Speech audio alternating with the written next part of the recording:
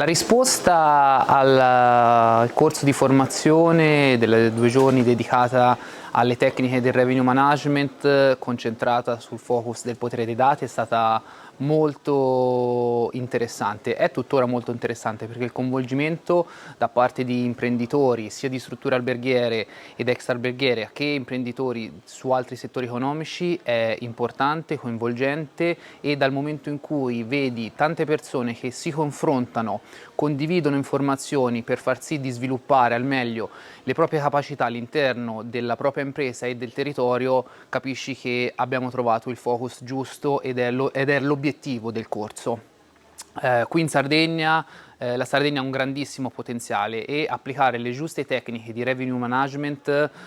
stimolando quello che è un processo virtuoso di visibilità, di prenotazione con largo anticipo per poi arrivare in stagione e vendere bene. Ma vendere bene cosa significa? Vendere ad alte occupazioni, alle tariffe giuste, al cliente giusto, nel canale giusto. È fondamentale per tutto quello che è un comparto economico. Quest'anno purtroppo nel 2022 abbiamo visto come una cattiva gestione dei prezzi e della strategia commerciale può portare a gravi perdite sì in momenti molto importanti, vedi l'agosto del 2022 in Sardegna. Ecco, quello che noi cerchiamo di fare come Franco Grasso Revenue Team è quello di focalizzarci su il giusto prezzo, creare una politica di prezzi dinamica che sia in funzione del mercato, in funzione di quelle che sono le caratteristiche della struttura e del territorio, e in un'ottica di destinazioni, in un'ottica di rete, far coinvolgere, far parlare albergatori così da monitorare